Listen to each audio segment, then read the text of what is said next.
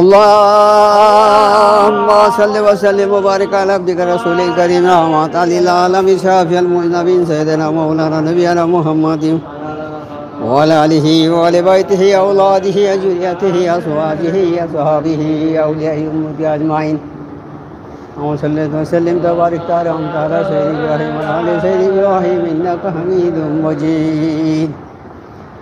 अल्लाहुम्मा सल्लि व सल्लिम व बारिक अला अब्दिका रसूलिल करीम रहमतल लिल आलमीन शाफिअल मुज़नबीन सय्यिदना व मौलाना नबियना मुहम्मदिन व अला आलिहि व अली बैतिहि औलादिहि ज़ुर्रिय्यतिहि अज़वाजिहि अस्हाबिहि औलियाइ उम्मति अजमाइन कमा सल्लैत व सल्लिमत व बारिकत व रहमत अला सय्यिदिना इब्राहीम वअला आलि सय्यिदिना इब्राहीम इन्नका हमीदुम मजीद। अल्लाहुम्मा सल्लि व सल्लिम व बारिक अला अब्दिका रसूलिल करीम रहमतल लिल आलमीन शाफिअल मुज़नबीन सय्यिदना मौलाना नबियना मुहम्मदिन व अला आलिहि व अली बैतिहि औलादिहि ज़ुर्रिय्यतिहि अज़वाजिहि अस्हाबिहि औलियाइ उम्मति अजमाइन कमा सल्लैत व सल्लिमत व बारिकत व रहमत अला सय्यिदिना इब्राहीम वअला आलि सय्यिदिना इब्राहीम इन्नका हमीदुम मजीद।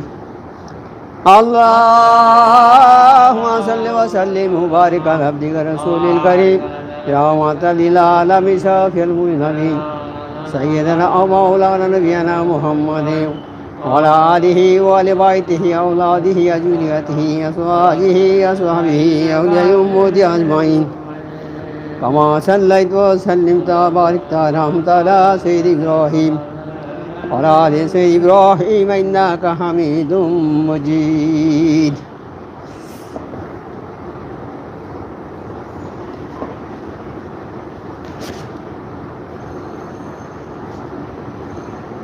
हक़ानी दुरूद शरीफ अल्लाहुम्मा सल्लि व बारिक अला अब्दिका रसूलिल करीम रहमतल लिल आलमीन शाफिअल मुज़नबीन सय्यिदना मौलाना नबियना मुहम्मदिन व अला आलिहि ज़ुर्रिय्यतिहि अज़वाजिहि अस्हाबिहि अजमाइन अला सय्यिदिना इब्राहीम व अला आलि सय्यिदिना इब्राहीम इन्नका हमीदुम मजीद। अल्लाहुम्मा सल्लि व सल्लिम व बारिक अला अब्दिका रसूलिल करीम रहमतल लिल आलमीन शाफिअल मुज़नबीन सय्यिदना मौलाना नबियना मुहम्मदिन व अला आलि बैतिहि औलादिहि ज़ुर्रिय्यतिहि अज़वाजिहि अस्हाबिहि औलियाइ उम्मति अजमाइन कमा सल्लैत व सल्लिमत व बारिकत व रहमत अला सय्यिदिना इब्राहीम व अला आलि सय्यिदिना इब्राहीम इन्नका हमीदुम मजीद। अल्लाहुम्मा सल्लि व सल्लिम व बारिक अला अब्दिका रसूलिल करीम रहमतल लिल आलमीन शाफिअल मुज़नबीन सय्यिदना मौलाना नबियना मुहम्मदिन व अला आलि बैतिहि औलादिहि ज़ुर्रिय्यतिहि अज़वाजिहि अस्हाबिहि औलियाइ उम्मति अजमाइन कमा सल्लैत व सल्लिमत व बारिकत व रहमत अला सय्यिदिना इब्राहीम व अला आलि सय्यिदिना इब्राहीम इन्नका हमीदुम मजीद।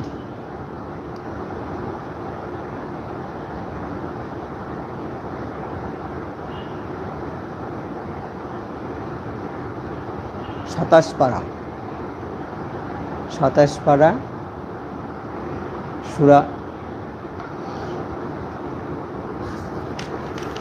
সূরা জারিয়া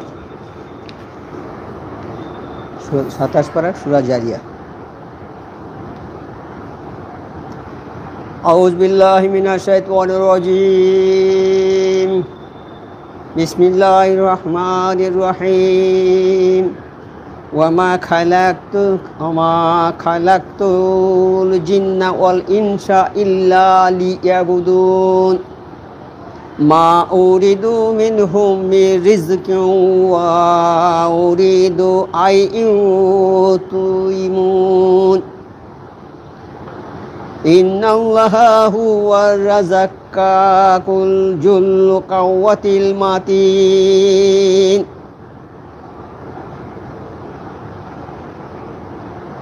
এখানে আল্লাহ বলছেন মানুষকে আমি জিন ও মানুষকে কেবলমাত্র আমার ইবাদতের জন্য সৃষ্টি করেছি। জিন আর ইনসানকে মানুষ সৃষ্টি, আল্লাহ সৃষ্টি করেছে, শুধু বলছে আমার ইবাদত করবে, আর কোনো কাজের জন্য করি না, আমার ইবাদত বন্দেগীর জন্য এদের সৃষ্টি করেছে। এটা কালাম পাকের কথা, আল্লাহ বলছে এই কথাটা। এই কালাম পাক হচ্ছে সর্বশ্রেষ্ঠ কিতাব। এটা আমাদের জন্য একটা পথ প্রদর্শক, রাস্তা দেখানেওয়ালা। আজকে যেই মসজিদ হচ্ছে, এই লকডাউনের জন্যে কোনো মানুষ এখানে আসতে পারেনি, তারা ঘরে বসে সব এরকম দেখছে, টিভির মাধ্যমে, ইউটিউবের মাধ্যমে ঘরে বসে তারা সব অনুষ্ঠান দেখছে। সেখানে বড় বড় হাফেজ আছে, কারি আছে, হ্যাঁ, উচ্চ উচ্চ শিক্ষিত মানুষ আছে, তারা সব দেখছে এই অনুষ্ঠান। এই অনুষ্ঠানে বক্তব্য রাখার মতো ক্ষমতা আমার নেই, আমার মধ্যে সে জ্ঞান নেই, সে এলেম নেই যে আমি বক্তব্য রাখ।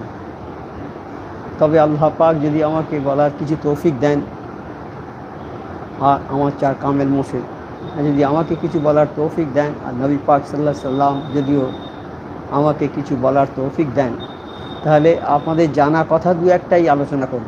জানা কথা যেটা জানেন, এই কালাম পাকের কথা, এটা আপনারা জানেন, শুনেছেন যে আল্লাহ কেবলমাত্র আমাদের সৃষ্টি করেছে আমাদের আল্লাহর ইবাদত বন্দেগী করার জন্য। এই কথাগুলো আপনাদের জানা কথা, একটু শোনাবো মাত্র, হ্যাঁ। আর এই শোনাতে গিয়ে যে কোনো ভুল ব্যাখ্যা, ভুল কথা যদি বলা হয়ে যায়, কোনো বেয়াদবি হয়ে যায়, আল্লাহর ওয়াস্তে ক্ষমা করে দেবেন। কারণ এইটা আল্লাহর দরবার, নবীর দরবার, কামেল ওলি আল্লাহর দরবার, হ্যাঁ। এই দরবার থেকে বসে এখানে বয়ান করার মতো ক্ষমতা আমার নেই। আল্লাহ যদি তৌফিক দেন তাহলে দু একটা জানা কথাই বল। এইখানে যে আয়াতটা পড়লাম, এটা আল্লাহ পাক বলছে যে আমি তোমাদেরকে মানুষকে সৃষ্টি করেছি, জিনকে সৃষ্টি করেছি শুধু আমার ইবাদত বন্দেগী করবে। জিনকে আগে সৃষ্টি করেছিল, মানুষের আগে, হ্যাঁ, তারা ধ্বংস হয়ে গেছে। সেই জিনের একটা বাচ্চা ছিল বেঁচে, সেই হচ্ছে সেই হচ্ছে আজাজিল। সেই আজাজিল থেকে আবার পৃথিবী জেনে ভর্তি হয়ে গেছে। সেই আজাজিলকে ফেরেশতারা ধ্বংস করেনি। আল্লাহ বলেছিল, জেনেরা অত্যাচার করেছিল, খুব অত্যাচারী হয়ে উঠেছিল। এই জন্য আল্লাহ বলেছে, দাও ওদের ধ্বংস করে, জেন জাতিকে ধ্বংস করে দাও। সমস্ত জেনকে একটু ধ্বংস করে দিয়ে ফেরেশতারা এসে, শুধু কয়েকজন, 4 জন জেন বেঁচে গেছিল, আর ওই ছেলেটাকে পেয়েছিল ফেরেশতারা। দেখে এত সুন্দর চেহারা দেখে ওদের দয়া হয়ে গেল। ওরা বললো যে আল্লাহ, এই ছেলেটাকে আমরা নিয়ে যাব, আমরা একে আমাদের কাছে রাখবো, একে দেখে দেবো, একে আমরা হত্যা করবো না। আল্লাহ বললে আচ্ছা ঠিক আছে। তাই সেই ছেলেটাই হচ্ছে আজাজিল। যখন নিয়ে যায় ফেরেশতারা, নিয়ে যায় যখন, তখন ওর বয়স হচ্ছে 1000 বছর বয়স। তখন ওরা অনেক দিন বাঁচত না। তা দেখো, তাকে নিয়ে ফেরেশতারা সঙ্গে সঙ্গে ওর ঘুরিয়ে সব কিছু শিখেছে। শেখার পরে এমন শিখেছে সে ফেরেশতাদের সর্দার হয়ে গেল, হয়ে ফেরেশতাদের বয়ান করতে, সিংহাসনে বসে ফেরেশতাদের বয়ান, ফেরেশতাদের গুরু শিক্ষক হয়ে গেল। কত বড় দরজা হয়ে গেল। কিন্তু একটা হুকুম অমান্য করেছে, এই জন্যে সে একবার পাতালে চলে গেল, বেহেশত থেকে পাতালে চলে গেল। কি হুকুম পালন করেনি? সে বলেছিল, আল্লাহ বলেছিল আদমকে সেজদা করে। সে বললে আমি তো আদমের চেয়ে বড়, আমি আগুন থেকে তৈরি, আর আদম হচ্ছে মাটি থেকে তৈরি, তাহলে বড় কে? আমি তো বড়। তাহলে আমি বড় হয়ে কি করে, আর আমার 6 লক্ষ বছর ইবাদত আছে, তাহলে আমি কি করে আদমকে সেজদা করি? এটা তো ঠিক করা যাবে না। আল্লাহ বলেন, দেখো তোমার বিচার করতে তো আমি বলিনি কে বড় আর কে ছোট, এটা বলেছি কি? আমি বলেছি আমার হুকুমটা পালন করো।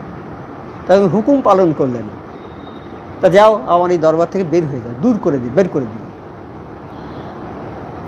এটা আমাদের সবার জানা।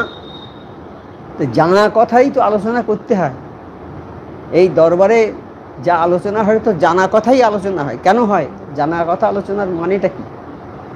আমরা জানা কথা অনেকে ভুলে যাই। এক সপ্তাহ পরে ভুলে যায়, 14 দিন পরে ভুলে যায়, 1 মাস পরে আর মনেই থাকে না, কিছু ভুলে যায়। সেই জন্য আমার মোর্শেদ সিরাজ রহমতুল্লাহ সাপ্তাহিক মজলিসের ব্যবস্থা করেছে, যে আবার মুরিদরা যারা আসবে এই দরবারে অনুসারী যারা, তারা যেন আল্লাহর হুকুমটা ভুলে না যায়। সেই জন্য বারবার তাদেরকে স্মরণ করিয়ে দেওয়া হবে। আল্লাহ নবী পাক সাল্লাল্লাহু আলাইহি সাল্লামকে বলে, হে নবী, আমার কথাগুলো মানুষকে বলে দাও, মানুষের কাছে প্রচার করে দাও। মানুষ শুনুক না শুনুক তোমার কিছু আসে যায় না, তুমি প্রচার করে দাও শুনুক। তা সেই নবীর কাজ করছেন আমার মোর্শেদ সুফি আজম গাজী রহমতুল্লাহ আলাইহি। তিনি এই দরবার বসিয়ে মানুষকে ডেকে খাইয়ে তাদের শুনিয়ে দিচ্ছে আল্লাহর কথাগুলো। হ্যাঁ, তা আজকে সেই দরবারে এই কথা শোনানো হচ্ছে যে আল্লাহ বলেছে যে আমি জিন আর ইনসান জাতিকে সৃষ্টি করেছি। কেন সৃষ্টি করেছি? তারা আমার ইবাদত বন্দেগী করবে। আল্লাহর ইবাদত বন্দেগী বলতে কি? আল্লাহর ইবাদত মানে আল্লাহর নামাজ, আল্লাহর প্রশংসা করবে। নামাজ মানে প্রশংসা করা, আবার এর থেকে স্মরণ করা। নামাজ মানে স্মরণ, আল্লাহ স্মরণ, আল্লাহকে স্মরণ করবে। আল্লাহ যে আমাদের সৃষ্টি করেছে সেই জন্যে তার প্রতি কৃতজ্ঞতা আমাদের জানাতে হবে, তার প্রতি সেই জন্যে আল্লাহকে প্রশংসা করতে হবে। আর আমাদের সৃষ্টি করে শুধু ছেড়ে দেয়নি, সৃষ্টি করার পরে এই আসমান জমিন, আর এই আসমান আর জমিনের মাঝখানে যা কিছু আছে সবই তিনি সৃষ্টি করেছেন। এই আসমানটা সৃষ্টি কে করেছে? আল্লাহ, না অন্য কোনো মানুষ করেছে কি? আমরা তো জানতাম না, এই কালাম পাকের মাধ্যমে জানছি যে এই আকাশ আল্লাহ সৃষ্টি করেছে, এই মাটি সৃষ্টি করেছে আল্লাহ, এই সাগর সৃষ্টি করেছে আল্লাহ, পাহাড় সৃষ্টি করেছে আল্লাহ, সব কিছু আল্লাহ সৃষ্টি। এইগুলো কাদের জন্য করেছে? এই মানুষের জন্য। এই মখলুক মানুষের খেদমত করবে, মানুষের সেবা করবে, মানুষের জন্য সব কিছুই আল্লাহ তৈরি করেছে। যত মখলুক তৈরি করেছেন সব মানুষের জন্য। হ্যাঁ, একটা গরু দেখুন, দুধ দেয়, মাঠে ঘাস খায়, খড় খায়, কিন্তু দুধ দেয়, দুধ বেরে, তার খড় আর ঘাস খেয়ে দুধ বের করে, দুধ দেয়। এগুলো আল্লাহর সৃষ্টি। এই মানুষের জন্যে গরুর সৃষ্টি করেছে আল্লাহ, ঘোড়া সৃষ্টি করেছে আল্লাহ, ঘোড়াকে মানুষ চড়ে বেড়াবে এখানে ওখানে। হাতি সৃষ্টি করেছে আল্লাহ, হাতি মানুষ চড়ে বেড়াবে, হাতির দ্বারা অনেক কাজ করাবে, জঙ্গলের বড় বড় গাছের গুঁড়ি সরাবে, বিভিন্ন রকমের কাজ হাতির দিয়ে করাবে। তাই যত কিছু এই জীবজন্তু যা কিছু তৈরি করেছে সব সৃষ্টি করেছেন আল্লাহ। এই মানুষের খেদমত করছে, এরা মানুষের সেবা করছে। গরু মানুষের সেবা করছে, গাছপালা মানুষের সেবা করছে। একটা গাছ, আম গাছ, হাজার হাজার লক্ষ লক্ষ আম হয়, সে আমগুলো কি গাছ খায় নাকি? কারা খায়? আমরা খাই। আমাদের সেবা করছে না গাছ, তাইলে আল্লাহ এই গাছগুলোর মাধ্যমে আমাদের সেবা দিচ্ছে। আল্লাহ যদি এই গাছ না সৃষ্টি করতো, এই গাছের একটা দানা পুঁতে দিল, ধরো একটা লাউ গাছের দানা পুঁতে দিল মাটিতে, ওইটা তো আল্লাহ ইচ্ছে করলে পচিয়ে দিতে পারে, ওটা তো ওর থেকে চারা বেরোবে না। আল্লাহ যদি ইচ্ছা করে ওটা চারা বেরোবে না, তাহলে আমরা তো পাবো না লাউ। কিন্তু ওইটা যখন মাটির মধ্যে ঢুকিয়ে দিচ্ছি, আল্লাহর মেহেরবানিতে ওটা চারাতে পরিণত হচ্ছে, আস্তে আস্তে বড় গাছে পরিণত হচ্ছে, তার থেকে লাউ হচ্ছে, কত সুন্দর সুন্দর লাউ যা আমরা খাই প্রতিদিন। এটা তো গাছ আমাদের সেবা করছে তো নাকি? গাছের কাছ থেকেই তো আমরা পাচ্ছি এটা, তাহলে গাছ আমাদের সেবা করছে না? আল্লাহ এই মখলুককে সৃষ্টি করেছে এই মানুষের সেবায়ের জন্য। মাছ, মাংস, যাবতীয় জিনিস সব মানুষের সেবা করছে, মানুষের সেবায় এরা নিয়োজিত। কিন্তু সবচেয়ে সর্বশ্রেষ্ঠ মখলুক হচ্ছে মানুষ। হ্যাঁ, আর এই যে মখলুকরা এরা আল্লাহর ইবাদত করে, কিন্তু সবাই। দেখো, চাঁদ আল্লাহর ইবাদত করে, সূর্য আল্লাহর ইবাদত করে, আল্লাহর হুকুম মানে, প্রতিদিন একই সময় ওঠে আবার ডুবে যায়, পূর্ব দিক থেকে ওঠে পশ্চিম দিকে ডুবে যায়। হ্যাঁ, চাঁদও এরকম ওঠে, তারারা ওঠে, বাতাস বয়, সব আল্লাহর হুকুমই হয়। কোনো একটা জিনিস নিজে নিজে কিছু হয় না। একটা গাড়ি, একটা ট্যাক্সি বা একটা লরি বা একটা বড় বাস, সে নিজে নিজে চলতে পারে কি? পারে? তাকে চালাতে হয় তবে চলে। সে চালাবে কে? ড্রাইভার। তাহলে বাস নিজে নিজে চলতে পারে না, যে কোনো কাজ এমনি এমনি হয়? ট্রেন কি চলে এমনি চলে? ট্রেন চালাতে হয়। এই বাতাস কি এমনি চলছে? এই বাতাসকে চালাতে হচ্ছে। এই বাতাসকে চালাচ্ছে তো আল্লাহ। এই বাতাসকে আবার কি ভীষণ মূর্তি হয় বাতাসে, সেই আল্লাহর হুকুমেই হয়। চাঁদকে যা বলছে আল্লাহ তাই শুনছে। চাঁদ আল্লাহর কথা মতো ওঠে, আবার ডোব। সূর্য আল্লাহর কথা মতো ওঠে, ডোব। সব কিছু, গাছপালা, কীট পতঙ্গ, সমস্ত কিছু আল্লাহর হুকুম মেনে চলছে। তারা আল্লাহর তসবিহ করে, হামসানা করে, তারা আল্লাহর স্মরণ করে। আমরা যেমন নামাজ পড়ি, তারাও নামাজ পড়ে আল্লাহর। হ্যাঁ, সেজদা করে গাছ, আল্লাহর দিকে ঝুঁকে আছে, পাতা দেখবেন নিচের দিকে ঝুঁকে আছে, মানে সেজদায় আছে সবসময় গাছ। এরা আল্লাহর সেজদা করে। কিন্তু এদের সবার চেয়ে শ্রেষ্ঠ মখলুক হচ্ছে মানুষ। এই মানুষকে শ্রেষ্ঠ করেছে কেন? এই মানুষের মধ্যে এমন একটা গুণ আছে যে গুণটা আর কোনো মখলুকের মধ্যে নেই। এদের মধ্যে এমন একটা গুণ আল্লাহ দিয়েছে, সেই গুণে মানুষ সর্বশ্রেষ্ঠ। কিন্তু আজকে সর্বশ্রেষ্ঠ মখলুক যারা হয়ে তারা সর্বনিকৃষ্ট হয়ে যাচ্ছে। কেন? তারা আল্লাহর হুকুম মানে না, হুকুম অমান্য করে যাচ্ছে। আল্লাহর হুকুম অমান্য করে যাচ্ছে তারা। আজকে পূর্ণবয়স্ক যুবক, 20-22 বছর যুবক স্কুল জীবন থেকে শেষ হয়ে চলে এসছে, সংসার জীবনে চলে এসছে, কিন্তু নামাজ পড়ে না। নামাজ পড়তে গেলে তার কত কষ্ট। সে যখন পড়াশুনো করেছে, সকালে উঠে 2 মাইল 3 মাইল দৌড়ে আসবে, এসে তারপর নাস্তা করবে, তারপর পড়তে বসবে। কিন্তু ওই 1 মিনিটের জন্য নামাজটা পড়তে পারবে না। এর চেয়ে বড় বড় ভারী ভারী কাজ করবে, কিন্তু নামাজটা পড়তে পারবে না। এইটি পড়তে গেলে তার কষ্ট হবে। হ্যাঁ, এটা পড়বে না। তা এই যে নামাজ না পড়ার জন্যে আল্লাহর হুকুম অমান্য করল, তাই সে আল্লাহ শ্রেষ্ঠ মখলুক আমাদের করেছে। এই শ্রেষ্ঠ মখলুক হয়ে সেই শ্রেষ্ঠ মখলুকই আল্লাহর হুকুম অমান্য করে যাচ্ছে বেশি। সেই জন্যে আমাদের উপরে অনেক গজব আসে, অনেক আপদ বিপদ আসে। এই বন্যা, ঝড়, মহামারী, এই যে আজকে করোনা সারা বিশ্বে এসেছে, এটা আমাদের হাতের কামাই, আমাদের কাজের ফল। এটা আমরা যেমন কর্ম করব তেমন ফল পাবো। হ্যাঁ, আমরা যদি আম গাছ লাগাই, আম গাছই হবে, অন্য গাছ হবে কি? হবে না। আমরা যেমন কাজ করব তেমন ফল পাবো। আমাদের কাজ খারাপ, আমরা আল্লাহকে মানিনি, এই জন্যে আল্লাহ কি করে? আযাব পাঠায় আমাদের জন্য। কি আযাব পাঠায়? কাল কিয়ামতের ময়দানে যে আযাব হবে, কিয়ামতে যে আযাব হবে, কিয়ামতে যে আযাব হবে, কত রকমের আছে আযাব হবে, তার সেই আযাবের খুব সামান্যতম নমুনা একটা দুনিয়ায় পাঠায়। হ্যাঁ, সামান্য নমুনা পাঠায়, সেটা ওই আল্লাহর তরফ থেকে আসে সেই আযাবগুলো। যেমন জ্বর, এরকম জ্বর আগে দেখেছি কি আমরা? জ্বর হবে তো একবার 10 দিন 12 দিন এক জ্বরা হয়ে পড়ে আসে, জ্বর সারে না। এসব হচ্ছে আল্লাহর ওই মানে কিয়ামতের যে আযাব, সেই জ্বর। এই যে আগুন আমরা রান্না করি, এই আগুনটা তো আল্লাহ দুনিয়াতে পাঠিয়েছে। এর চেয়ে 70 গুণ শক্তিশালী আগুন হচ্ছে জাহান্নামের আগুন। এই আগুনটা আমাদের এখানে পাঠিয়েছে আমাদের রান্না খাওয়া করার জন্য। এই আগুন 70 গুণ বেশি শক্তিশালী আগুন আছে জাহান্নামের আগুন। সেই রকম এই যে জ্বর এখানে যে হচ্ছে, এই জ্বরের চেয়ে আরও 70-80 গুণ বেশি জ্বর হবে সেখানে। যাদের জ্বর হবে ওই রকম হবে।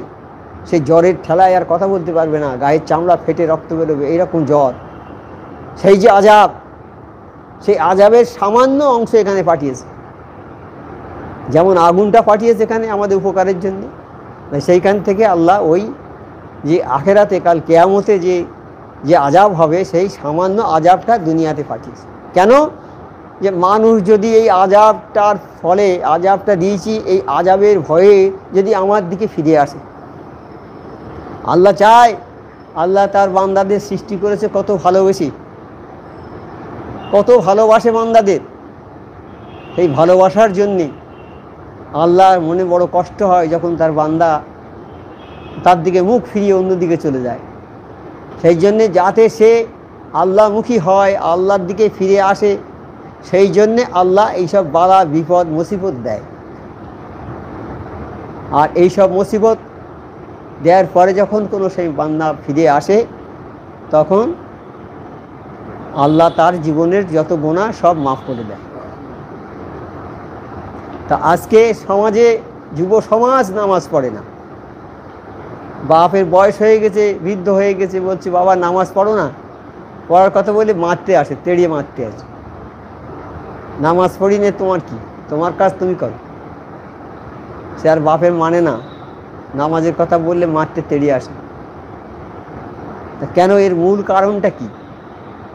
আজকে একটা ছেলে নামাজ পড়ার কথা বললে মারতে তেড়িয়ে আসে, এর মূল কারণটা কি? সে কারণটা আমাদের মধ্যেই আছে। আমাদের জন্যেই আমাদের ছেলেরা কুপথগামী হয়ে যাচ্ছে। প্রথমত, যে সন্তানের বিয়ের বয়স হয়ে গেছে, বিয়ে করতে হবে তার। আমার নবী পাক সাল্লাল্লাহু আলাইহি ওয়াসাল্লাম বলেছে, বিয়ের বয়স হয়ে গেলেই সঙ্গে সঙ্গে বিয়ে দাও তাকে। তা বিয়ে যে করলো তার ঈমানটা অর্ধেক এলো। বিয়েটা করো। বিয়ে করার জন্য কয়েকটা শর্ত দেওয়া আছে। বিয়ে করতে গেলে মেয়ে ভালো দেখে, সুন্দরী মেয়ে দেখে বিয়ে করবে, 1 নম্বর। 2 নম্বর, নামাজি হবে মেয়েটা। 3 নম্বর, রোজাদার হবে, রোজা করবে। 4 নম্বর হবে স্বামীর সেবা করবে। স্বামীর সেবা করবে, স্বামী শ্বশুর শাশুড়ির সেবা করবে, মানে পরহেজগার মেয়ে হবে। এই পরহেজগার মেয়ে দেখে বিয়ে করার কথা বলেছে। আল্লাহ রাসূল বলেছেন যে এই 4টে গুণ যে মেয়ের মধ্যে থাকবে সেই মেয়েকে বিয়ে করতে হবে। তবে সবচেয়ে বেশি প্রাধান্য দিয়েছে পরহেজগার, নামাজি এবং রোজাদার মেয়ে এবং পর্দার সঙ্গে থাকবে, সেই মেয়েকে বিয়ে করতে, সেই মেয়েকে বিয়ে করতে। পর্দার সঙ্গে থাকবে যে মেয়ে, আর সেই মেয়ে যদি নামাজি হয় তাহলে সেই মেয়েকেই বিয়ে করে। সেই মেয়ে যদি দেখতেও খারাপ হয়, হ্যাঁ, আর একটা মেয়ে দেখতে খুব সুন্দরী হলো কিন্তু নামাজি নয়, পর্দাগনশীল নয়, তাই সে মেয়েকে বিয়ে করো না। করলে তোমার সংসারে অশান্তি হবে, তোমার সংসার ভালো হবে না, তোমার যে সন্তান হবে সে ওই রকমই হবে। যে মেয়ে সিনেমা দেখতে যাবে, বেপর্দায় চলবে, হ্যাঁ, মেয়েদের পেটে যখন বাচ্চা আসে, ওই বাচ্চাটা জন্মাবার 16 সপ্তাহ আগে, মানে কতদিন, 16 সপ্তাহ মানে কি, 4 সপ্তাহ 1 মাস, 4 মাস আগে ও শুনতে পায়। ও বাইরের যেসব মানুষ কথা বলবে, মা যা কথা বলবে ও সব শুনতে পায়, তখন শুনতে পায়। তা মা যদি ওই হিন্দি গান বলে, ফিল্মের গান বলে, ও ছেলে গান শিখবে, পেটের থেকে ও গান শুনবে। মা যদি গালাগালি করে, হ্যাঁ, অশান্তির সৃষ্টি করে, ও ওইসব গালাগালি শিখবে। হ্যাঁ, মা যত খারাপ নামাজ না পড়ে, ও বেপর্দাভাবে বেড়াবে, ও সব শিখবে। সেই মেয়ের পেটে যে বাচ্চা হবে সে হবে বেনামাজি হবে, নামাজ পড়বে না, সে নামাজ পড়বে না। আর ওর মা তো নামাজ পড়েই না, নামাজ পড়বে না। তাই মেয়ে বিয়ে করতে হবে, ভালো দেখে মেয়ে বিয়ে করতে হবে। ভালো মেয়ের অর্থ হলো নামাজি পরহেজগার। নামাজি পরহেজগার, সে যদি রং কালো হয় তাও বিয়ে করতে হবে, কোনো অসুবিধে নেই। আজকে কালো মেয়ের বিয়ে হয় না। আর দ্বিতীয় কথা হচ্ছে, ছেলে বিয়ে করবে তার গাড়ি দিতে হবে। এখন আর 2 চাকার গাড়ি নেয় না, মোটর বাইক আর নেয় না, 4 চাকার গাড়ি দিতে হবে। গাড়ি দিতে হবে, মেয়ের 10 ভরি গয়না দিতে হবে, নগদ 2 লাখ 5 লাখ 10 লাখ টাকা দিতে হবে, তবে বিয়ে করবো। ওই যেন কিনে বিক্রি হয়ে যাচ্ছে। আর এই যে টাকা নেওয়া, এ তো একেবারেই হারাম, হারাম। বিয়ে, ওই যে টাকা নিয়ে বিয়ে করলে হারাম নিয়ে এলো বাড়িতে। আরে হারাম অবস্থায় স্বামী স্ত্রীর সঙ্গে যে মেলামেশা হবে, যে সন্তান হবে, সেও ওই রকম 2 নম্বর হবে, সে কোনোদিন ভালো হবে না। তা আমাদের নিজেদের কার্যকলাপের জন্য আমাদের ছেলের সন্তান খারাপ হবে, তা আজকে ছেলেরা বড় যারা হয়েছে তারা বাপের গলা ধাক্কা দিচ্ছে। কেন গলা ধাক্কা দিচ্ছে? তাদেরকে আমরা ঠিক মতো মানুষ করতে পারিনি, যার জন্যে আজকে গলা ধাক্কা খেতে হচ্ছে আমাদের। সেই জন্যে আমরা যারা গার্জেন, আমরা যারা সন্তানের বাপ, এই সন্তান যখন হবে তার আল্লাহর হুকুম অনুযায়ী তাকে সেবা যত্ন করতে হবে, পালন করতে হবে। তাকে সন্তান হওয়ার সঙ্গে সঙ্গে আজান দিতে হবে। আর মেয়েটা বিয়ে করতে হবে ভালো মেয়ে দেখে, যে মেয়ে নামাজি পরহেজগার মেয়ে, সেই মেয়েটাকে বিয়ে করতে হবে। তাহলে সেই সন্তান হবে একবার আদর্শ সন্তান। আর বিয়েতে এরকম পণ নেওয়া যাবে না, বিনা পণে বিয়ে করতে হবে। এখন বিয়ে হচ্ছে অবশ্য পীর ভাইদের মধ্যে অনেকে বিয়ে করছে। এই তো কয়েকদিন আগে কয়েকটা বিয়ে হয়ে গেল, ভালো ভালো ছেলে, সব খুব কোয়ালিফাইড ছেলে, ডাক্তার, ইঞ্জিনিয়ার, ভালো ভালো ছেলের বিয়ে হয়ে গেল। একটা পয়সা দাবি করি, একটা নয়া পয়সা দাবি করি। তা এর চেয়ে বড় কি আছে? হাক্কানি আঞ্জুমানে যারা এসেছে তারা আল্লাহর হুকুম পালন করছে, অনেকেই পালন করছে, ভালোভাবেই পালন করছে। না তো আজকে এইরকম হবে কেন? কোনো নজির এখানে আছে দেখাতে পারবেন যে ছেলেরা আজকাল MA পাস করে এসছে, বড়টা চাকরি করে ভালো, সে বিয়ে করছে বিনা পণে? দেখাতে পারবেন? একমাত্র হাক্কানি আঞ্জুমানে ছাড়া কোনো জায়গায় এই নিয়ম আছে কি না আমার জানা নেই। যেখানে যাবে সেখানেই টাকা দাও, টাকা না দিয়ে বিয়ে হবে না। আজকে বড় বড় মাওলানারা যারা খুব উচ্চশিক্ষিত মানুষ, কোরআন হাদিস যারা জানে, তারা গিয়ে একটা জলসায় বক্তব্য রেখে দাও, টাকা দাও, একটা মায়ের জন্য একটা সব রেশানি করে দাও, টাকা দাও। তারা জানে তো, সব জানে, কিন্তু তারা নেবে। তা এই যে লোভ মানুষকে কি করে? লোভ যখন মানুষের মধ্যে প্রবল হবে তখন তার জ্ঞানটা থাকবে না। সে যে জ্ঞান অর্জন করেছে সেই জ্ঞান থাকবে না, সেই জ্ঞানের কিচ্ছু তার মনে থাকবে না। লোভটা এমন একটা জিনিস, মানে আগুন যেমন একটা জিনিসকে এক মুহূর্তের মধ্যে পুড়িয়ে ছাই করে দেয়, লোভ ওইরকম মানুষের জ্ঞানটাকে একদম ধূলিসাৎ করে দেবে 1 সেকেন্ডের মধ্যে। যখন লোভ মানুষের মধ্যে প্রবল হবে সে তার জ্ঞানটা থাকবে না। তাহলে এখন তো সন্তান হলো, ভালো সন্তান হলে কি করতে হবে? আল্লাহর কাছে শুকরগুজারি করতে হবে কি, আল্লাহ তুমি যে আমার সন্তান দিয়েছো সেই জন্য তোমার দরবারে কোটি কোটি শুকর আল্লাহ। কারণ এই সন্তানটা সবার হয় না, লক্ষ কোটিপতি মানুষ আছে তাদের সন্তান নেই, ছেলেপিলে নেই, তারা রাত দিন ডুকরে ডুকরে কাঁদে আর আল্লাহর কাছে, ভাই আল্লাহ আমাদের একটা সন্তান হলো না। এই সন্তান যে দেবে আল্লাহর ইচ্ছা, এটা আল্লাহ যাকে ইচ্ছা করবে তাকে সন্তান দেবে, আর যাকে ইচ্ছা করবে মেয়ের কন্যা সন্তান দেবে। এটা আল্লাহর ইচ্ছা, এটা কোনো মানুষের ইচ্ছা নয়। তাই সন্তান হচ্ছে একটা শ্রেষ্ঠ সম্পদ। এই যে সম্পদ আল্লাহর কাছে থেকে পাওয়া, যখনই আমার একটা সন্তান এলো তখনই আল্লাহর কাছে শুকরগুজারি করতে হবে যে আল্লাহ তুমি যে আমাকে সন্তান দিয়েছো সেই জন্যে তোমার কাছে কোটি কোটি শুকরগুজারি করছি আল্লাহ, এই সন্তান তো তুমি মেহরবানি করে দিয়েছো আমার ঘরে। 1 নম্বর করতে হবে। এবার তার ডান কানে আজান দিতে হবে সঙ্গে সঙ্গে, আর বাম কানে একামত দিতে হবে। এটা পূর্বে থেকে হয়ে আসছে, যেমন নবী পাক সাল্লাল্লাহু আলাইহি সাল্লামের সময় থেকে হয়ে আসছে। হাসান হোসেন যখন জন্মগ্রহণ করে, আমার নবী পাক সাল্লাল্লাহু আলাইহি সাল্লাম নিজে গিয়ে আজান দিয়েছে। হ্যাঁ, আর এখন আমরা আমাদের সন্তানরা তো আর বাড়িতে হচ্ছে না, এখন সব নার্সিংহোমে হাসপাতালে হচ্ছে, সেখানে তো আর আজান তাদের কানে দেওয়া যায় না। যাচ্ছে আজান হয় হাসপাতালে। এই আল্লাহর হুকুম থেকে আমরা সরে গেছি অনেক দূরে, আর সেখানে আমরা আজান দিতে পারিনি। আমাদের ছেলেরা হচ্ছে হাসপাতালে, তা আজান কি করে দেব? ছেলেরা হলেই তো আজান দিতে হবে, তার কানে, ডান কানে আজান, বাম কানে একামত দিতে হবে। কিন্তু আমরা আর পারছি না। এখন ছেলে সব হাসপাতালে নার্সিংহোমে পাঠাচ্ছি, সেইখানেই হচ্ছে, বাচ্চা সব সেইখানে হচ্ছে। তাহলে এই নিয়মটা আর আমরা করতে পারলাম না। তারপরে সন্তান হওয়ার অনেক আগে থেকেই সন্তানের খাবার আল্লাহ দিয়ে রেখেছে, মায়ের মুখে দিয়ে রেখেছে দুধ। সন্তান হয়েই দুধ খাবে। অনেক মায়েরা ছেলেদের দুধ খাওয়ায় না, অনেক মেয়েরা তাদের অসুবিধা হবে, দুধ খাওয়াবে না তারা। অনেক মায়েরা চাকরি করে, তারা চাকরিতে চলে যাবে, ছেলের দুধ খাওয়াবে না। কিন্তু মায়ের দুধ হচ্ছে সর্বশ্রেষ্ঠ খাবার ওই বাচ্চার জন্য। কালাম পাকে আল্লাহ বলে দিয়েছে যে তোমাদের ছেলেদের তোমরা দুধ খাওয়াবে, 2 বছর পর্যন্ত দুধ খাওয়াবে, 2 বছর পর্যন্ত তোমাদের বুকের দুধ ছেলেদের খাওয়াবে। এটা ছেলের হক। মায়ের দুধ আল্লাহ দিয়েছে আমার জন্যে, এটা আমি খাবো, এটা আমার হক, এটা সন্তানের হক নয় কি? কিন্তু যে মেয়ে তার সন্তানের দুধ খাওয়ালো না, ছেলের হক নষ্ট করল।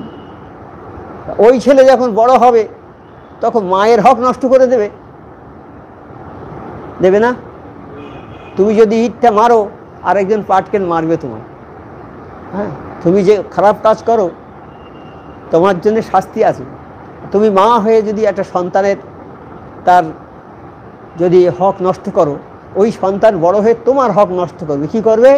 তোমাকে আর দেখবে না, তোমাকে ওই নার্সিং হোমে দিয়ে আসবে, বৃদ্ধাশ্রমে দিয়ে আসবে। ওই ছেলে তোমাকে বৃদ্ধাশ্রমে দেবে, কেন? তুমি তার হক নষ্ট করেছো। সেই জন্য কোনো ছেলের হক নষ্ট করা যাবে না, দুধ খাওয়াতে হবে, মায়ের দুধ খাওয়াতে হবে ছেলে। অনেক মেয়েরা খাওয়াতে চায় না, খাওয়ালে তার শারীরিক অবস্থা খারাপ হয়ে যাবে, এই জন্যে খাওয়াই না। হ্যাঁ, তা ওটা ঠিক নয়, আল্লাহর হুকুম অমান্য হয়ে গেল। আল্লাহর হুকুম অমান্য করা যাবে না। আল্লাহর হুকুম অমান্য করলে কি হবে? আমাদের সামনে তো উদাহরণ আছে অনেক। আজাজিল আল্লাহর হুকুম অমান্য করেছে, 6 লক্ষ বছর ইবাদত করেছে, ফেরেশতাদের সর্দার হয়ে গেছে। হ্যাঁ, শুধু একটু হুকুম অমান্য করেছে, যার জন্যে তার সেই 6 লক্ষ বছর ইবাদত নষ্ট হয়ে গেল। আমরা তো তার চেয়ে অনেক অপরাধ করছি, বেশি বেশি আমরা অনেক অপরাধ করছি। এই অপরাধ করা যাবে না। আর ছেলেদের মানুষ করতে হয় ভালো করে, ছেলেদের সঙ্গে ভালো ব্যবহার করতে হবে, ছোট বাচ্চাদের সঙ্গে ভালো ব্যবহার করতে হবে। হ্যাঁ, তাদের খুব ভালো করে গড়ে পিঠে মানুষ করতে হবে। তাদের প্রথমেই অ্যারাবিক শিক্ষা তাদের দিতে হবে। তুমি বড় স্কুলে ভর্তি করে দাও, ইংলিশ মিডিয়ামে দাও, কোনো আপত্তি নেই, কিন্তু তার প্রাথমিক শিক্ষা শুরু হবে যখন কথা বলতে শিখবে ছেলে। আমার নবী পাক সাল্লাল্লাহু আলাইহি ওয়াসাল্লাম বলেছেন যে ছেলে যখন কথা বলতে শিখবে তখন তাকে কলেমা শেখাও, কলেমাটা শেখাও তাকে। তারপরে আস্তে আস্তে তাকে একটু একটু করে তালিম দাও, একটু একটু করে, বেশি না, কারণ সে অন্য জায়গায় পড়ছে, আবার বেশি বড় স্কুলে ভর্তি হয়েছে, পড়ছে। এটা লেখাপড়া শিখতে হবে। শিক্ষাই হচ্ছে জাতির মেরুদণ্ড, শিখতে হবে, উচ্চশিক্ষা লাভ করতে হবে। আজকে ব্যারিস্টার হতে গেলে শিখতে হবে, উচ্চশিক্ষার দরকার। কেউ ব্যারিস্টার হবে, কেউ জাজ হবে, হ্যাঁ, কেউ বড় ডাক্তার হবে, কেউ ইঞ্জিনিয়ার হবে। হ্যাঁ, এইরকম বিভিন্ন ডিপার্টমেন্ট আছে, তো সব বড় বড় পদের অধিকারী হবে, তাহলে তার শিক্ষার প্রয়োজন আছে। কিন্তু সেই শিক্ষার মেরুদণ্ড, ভিতটা হবে ইসলামিক শিক্ষা দিয়ে। প্রথমে তাকে ওই অ্যারাবিক শিক্ষা, তাকে কথা বলার সঙ্গে সঙ্গে ওই ইংরেজি ছড়া না শিখিয়ে তাকে শেখাতে হবে কলেমা লা ইলাহা ইল্লাল্লাহ মুহাম্মাদুর রাসূলুল্লাহ, কলেমা শেখাতে হবে তাকে। তারপরে আস্তে আস্তে তাকে 2-1টা করে সবক দিয়ে দিয়ে আস্তে আস্তে তাকে সূরা ফাতিহা, সূরা ইখলাস, ফালাক, নাস, কোরআন শরীফের ছোটো ছোটো সূরা, এগুলো তাকে শেখাতে হবে। তারপর 10 বছর হয়ে গেলেই তাকে নামাজে খাড়া করতে হবে। 10 বছর হয়ে গেলে নামাজে খাড়া করতে হবে, নামাজ না পড়ে মেরে পিঠে পড়াতে হবে, তো চেষ্টা করতে হবে তখন। আর 12 বছর হলে নামাজ তার জন্য ফরজ হয়ে যাবে, তখন না পড়লে মেরে পিঠে পড়াতে হবে। কিন্তু আমরা ছোটোবেলা থেকে যদি ছেলেদের ওইরকমভাবে একবার পড়াবার চেষ্টা করি, তাহলে ওই ছেলে আর খুব একটা খারাপ হবে বলে আমার মনে হয় না, কারণ ছেলে খারাপ হতে পারে না। যার ছোটোবেলা থেকে আমরা গড়ে পিঠে তুলব সে খারাপ হবে না, সে নামাজি হবে। আর এই যে কালাম পাকটা, এটা হচ্ছে পৃথিবীর সর্বশ্রেষ্ঠ কেতাব, এর চেয়ে বড় কেতাব আর পৃথিবীতে নেই। আছে কোনো জায়গায় দেখাতে পারবে তো? পৃথিবীর কোনো কেতাব। আর পৃথিবীর সর্বশ্রেষ্ঠ মানব হচ্ছেন আমার নবী পাক সাল্লাল্লাহু আলাইহি ওয়াসাল্লাম। এখন অমুসলিম যারা, মুসলমান নয় যারা, বড় বড় দার্শনিক, বড় বড় বৈজ্ঞানিক, বড় বড় শিক্ষিত মানুষ যারা, তারা সার্টিফিকেট দিয়েছে নবী করিম সাল্লাল্লাহু আলাইহি সাল্লাম সর্বশ্রেষ্ঠ মানুষ, মহামানব। পৃথিবীর যত মানুষকে নিয়ে মানে হয়েছে, আলোচনা হয়েছে, যত বড় বড় মনীষীদের নিয়ে আলোচনা হয়েছে, তার মধ্যে 1 নম্বরে আছেন আমার নবী পাক সাল্লাল্লাহু আলাইহি সাল্লাম। এবং সেই যে সার্টিফিকেট দিয়েছেন সে অমুসলিম যারা, তারাই। তা তারা জিজ্ঞেস করছে, দেখো এত মানুষ থাকতে আর তুমি সেই নবী সাল্লাল্লাহু আলাইহি সাল্লামকে বড় সার্টিফিকেট দিয়েছে পৃথিবীর সেরা মানব। বলছে হ্যাঁ, ওনার আদর্শ পৃথিবীর সেরা। ওনার যে আদর্শ, ওরকম আদর্শ আমি যত লোকের চরিত্র নিয়ে আলোচনা করেছি, কোনো মানুষের চরিত্রের মধ্যে ওই রকম আদর্শ আমি খুঁজে পাইনি। তাহলে সেই নবীর উপরে এই কালাম পাক নাজিল হয়েছে। এই কালাম পাক নাজিল হয়েছে। কালাম পাকটা কী জিনিস? আল্লাহর হুকুম। আল্লাহ বলে, হে নবী, আমার এই হুকুমগুলো তুমি মানুষকে জানিয়ে দাও। এই হুকুম জানাতে গিয়ে আমার নবী পাক কত মার খেয়েছে, কতজন ওনার বিরোধিতা করেছে, বিশেষ করে ওনার নিজের চাচারা বিরোধিতা করেছে। তারা বলেছে, নবী কোথা থেকে এসব তুমি নিয়ে আসলে? এসব কোথা থেকে নিয়ে আসলে? আমার বাপ দাদারা যেসব করে গেছে আমরা সেইগুলোই করব। আমার নবী বলছে, না, ওটা ভুল, যারা করে গেছে ওটা ভুল, এইটাই করতে হবে, নামাজ পড়তে হবে, এক আল্লাহ, তাকে মানতে হবে। কত কষ্ট স্বীকার করতে হয়েছে আমার নবীকে, দেশ থেকে তাড়িয়ে দিয়েছে, 2 বছর অন্তর্হীন করে রেখেছে, তবু এই কালাম পাকের কথা বলতে ছাড়নি।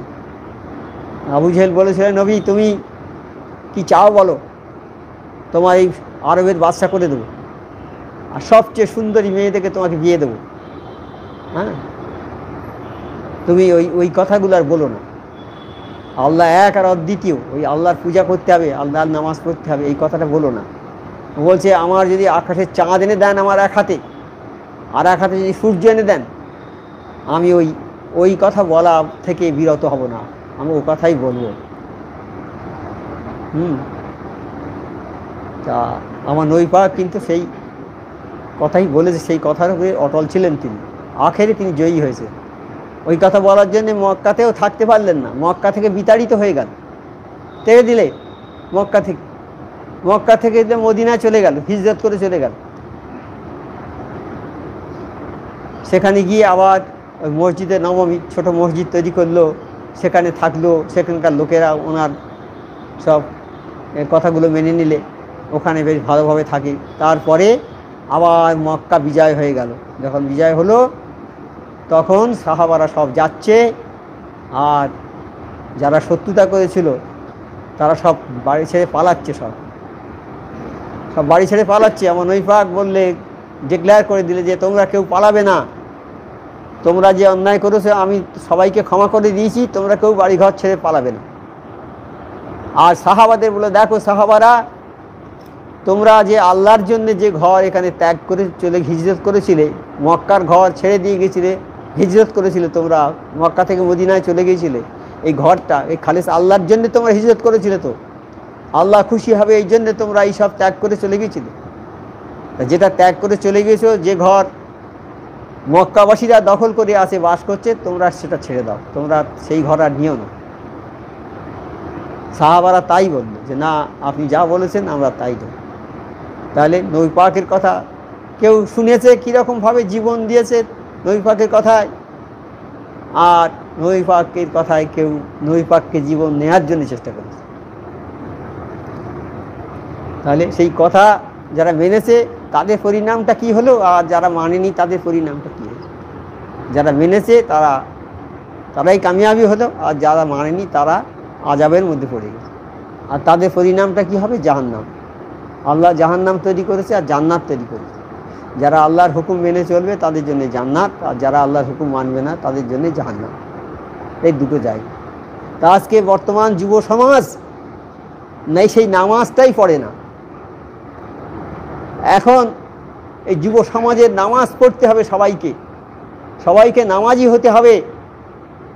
আর এই নামাজ পড়ার জন্য আমার মোর্শেদ সুফি আজম গাজী রহমতুল্লাহ দরবার কায়েম করেছেন, যাতে মানুষ নামাজ পড়ে, 5 ওয়াক্ত নামাজ। তিনি একটা স্কিম দিয়েছেন, তিনি একটা রুহের ডাক্তার, বড় ডাক্তার, রুহের মানুষের দিলের ডাক্তার।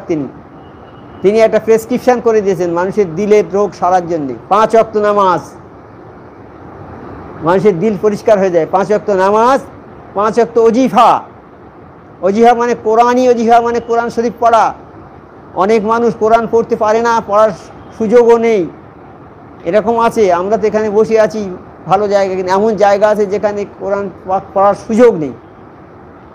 সেখানে কি করবে মানুষ? কি করবে? কোরআন পাক যে না পড়বে, কাল কিয়ামতে সে অন্ধ হয়ে উঠবে। কোরআন পাকের ইলম যে না শিখবে বা কালাম পাকের হুকুম যে না মেনে চলবে, কাল কিয়ামতের ময়দানে সে অন্ধ হয়ে উঠবে। সে জিজ্ঞেস করবে, আল্লাহ আমি তো দুনিয়াতে চৌকালা ছিলাম, তা আমাকে অন্ধ করে তুললেন কেন? বলে, চৌকালা ছিলেই, কিন্তু তুমি আল্লাহর কালাম পাককে দেখোনি, কালাম পাক সম্বন্ধে তুমি অন্ধ ছিল, সেই জন্য তোমাকে অন্ধ করে তুলেছি। এই কালাম পাকের শিক্ষা আমাদের অবশ্যই গ্রহণ করতে হবে, কিন্তু সব মানুষ পারবে না। এই জন্য আমার মোর্শেদ সেই কালাম পাক থেকে যে ওজিফা দিলেন, সূরা ফাতিহা, সূরা ইখলাস, সূরা ফালাক, সূরা নাস, এই কালাম পাকের ওজিফা। এই কালাম পাকের ওজিফা পড়লেই তাদের কালাম পাক পড়া হবে। সূরা ফাতিহা যে একবার পড়লো, 20 পারা কোরআন শরীফের জিল্লি সওয়াব সে পেয়ে গেল। আর সূরা ফাতিহা তাফসীর যে শিখ করলো, সে যেন ইঞ্জিল, ফুরকান, তৌরাত, জুবুর, ইঞ্জিল, ফুরকান, এই 4 কিতাবের জ্ঞান সে অর্জন করল, শুধু সূরা ফাতিহার তাফসীরটা করল। সূরা ফাতিহার সমস্ত ব্যাখ্যাটা হচ্ছে পুরো কালাম পাকের মধ্যে। পুরো সূরা ফাতিহার ব্যাখ্যাটা কালাম পাকের মধ্যে। সূরা ফাতিহা এত বড় একটা জিনিস যে সূরা ফাতিহা একবার পড়লে 20 পারার সওয়াব হবে, আর সূরা ইখলাস একবার পড়লে 10 পারার সওয়াব হবে। নবী পাক সাল্লাল্লাহু আলাইহি সাল্লাম একবার যাচ্ছেন বাইরে কোথায়, আর বলে যাচ্ছেন মা আয়েশা রাদিয়াল্লাহু তাআলা আনহাকে, বলে যাচ্ছে, দেখো 1 খতম কোরআন শরীফ পড়ে তবেই শুতে যাবে, বলে চলে গেছে। মা আয়েশা রাদিয়াল্লাহু তাআলা আনহা বসে আছেন শুধু। উনি অনেকক্ষণ পরে ফিরে এসে দেখে, কি গো তুমি বসে আছো কেন, শুয়ে পড়োনি কেন? তো সে, আপনি বলে গেলেন হুজুর এই 1 খতম কালাম পাক না পড়ে শোয়া যাবে না। তা 1 খতম কালাম পাক পড়তে, যারা কালাম পাক পড়তে জানে তাদের তো রাত পার হয়ে যাবে, আর যারা জানে না তারা কি করে পড়বে? তা আমরা যারা পড়তে পারি, আমাদের তো সারা রাত ধরে পড়তে হবে, তবে 1 খতম শোবো কখন? তাই তো তুমি কি শোনোনি কোনো দিন যে সূরা ইখলাস 3 বার পড়লে 1 খতম কালাম পাক সওয়াব পাওয়া যায়? তাই দেখুন কত সহজ করে দিয়েছে না আমার মোর্শেদ। যারা পারবে না, পড়ার সামর্থ্য নেই, তারা এইগুলো পড়লে কালাম পাকের হকটা আদায় হয়ে যাবে। কালাম পাকের হক আদায় হবে, এই জন্যে কোরআনি ওজিফা আমার মোর্শেদ শফি আজম খান দিয়েছে। 5 ওয়াক্ত নামাজ আমরা পড়ছি, 5 ওয়াক্ত ওজিফা পড়ছি, হালাল রুজির কথা বলছি। হালাল রুজি যদি আমরা না খাই, তাহলে আমাদের কোনো ইবাদত বন্দেগী আল্লাহর দরবারে কবুল হবে না। হালাল রুজি আমাদের খেতে হবে। হালাল রুজি হচ্ছে ইবাদতের প্রাণ। তুমি লক্ষ লক্ষ বছর ইবাদত করো, কিন্তু হালাল রুজি যদি না হয়, তোমার ইবাদত আল্লাহর দরবারে কবুল হবে না। এই যে হালাল রুজির দরকার। তাই আজান কাশি হতে মুরিদরা যেখানে সেখানে খায় না। লোকে বলে এরা কারো বাড়ি খায় না। আরে বাবা, তুমি কারণটা জানবে তো আগে, কেন খায় না সেটা না জেনেই বলবে এরা কারো বাড়ি খায় না।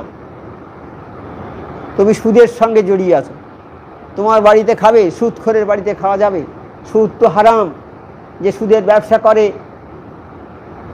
তার সঙ্গে আল্লাহ বলছে, আমার সঙ্গে নবীর সঙ্গে ওই সুদখোরের যুদ্ধ হবে।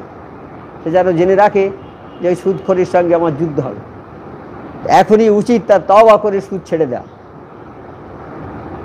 সুদের ব্যবসা যে করত, সুদ এত খতরনাক জিনিস।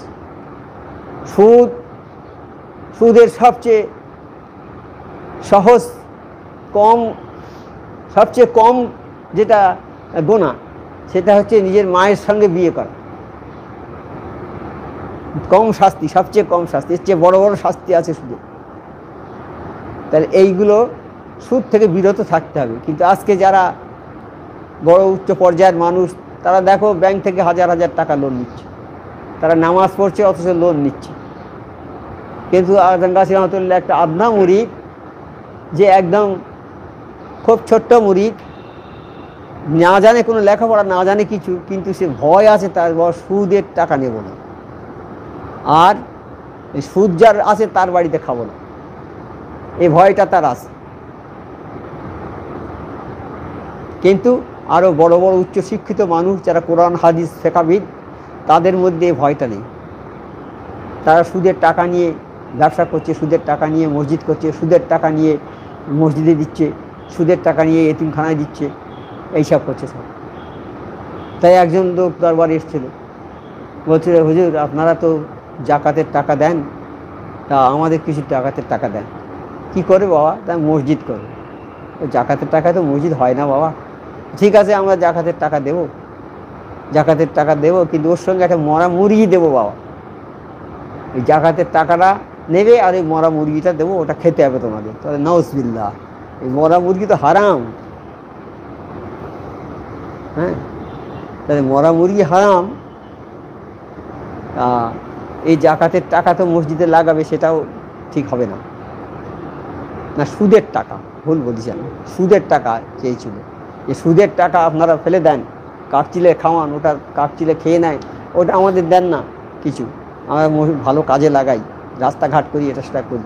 বলে হ্যাঁ ঠিক আছে দেবো সুদের টাকা, কিন্তু একটা মরা মুরগি এর সঙ্গে দেবো, ওটা খেতে হবে। নাউজুবিল্লাহ, ওইটা খাওয়া যায়? তাহলে ওর চেয়ে খতরনাক জিনিস তো সুদ।